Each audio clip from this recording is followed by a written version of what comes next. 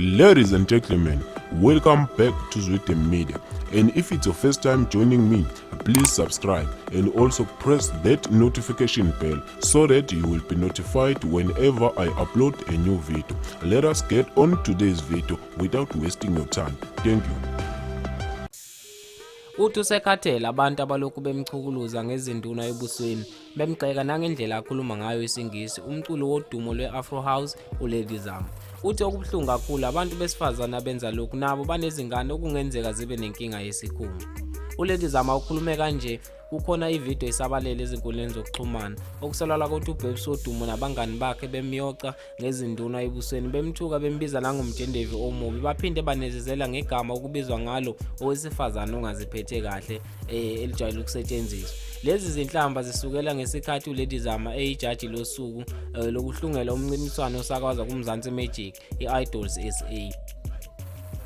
uBabes wodumo angimazi nombono wakhe ngama uthi ishumi ngeke ngidwine uyena. Indlela akhuluma ngayo ichaza uhlobo lomuntu awuyena. Amazwi awaphimisayo asho ubuyena.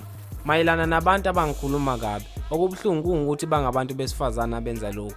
Mina ngiyena ungoti wesikhumba futhi angiyena unobuhle. Kungani abantu begcile esikhundleni sami engabe banaka umculo engiwenzayo? So bafowethu yona amazwi lawo ashiwe uLady Zamar emva kwevideo isabalele ezinkundleni zokuxhumana lapho bekhuluma khona abaculi abathize noma abantu abathize bemgxeka ngesikhumba sakhe ukuthi ugcwele izinduna ebusweni. Baphinde bemgxeka futhi nangokulunya uhlela lenzayo olidlala kuMzansi Magic iIdols SA. Uyasho ke yena ukuthi akwenza lapha ukwenza ukuthi aqinisekise ukuthi uselect abantu abayibona bona futhi iyouth leya eserious akangeke athathe isikhathi sakhe ayodlala lapha. Into ayenza lapha kungumsebenzi futhi ufuna abantu abanetalent ngempela.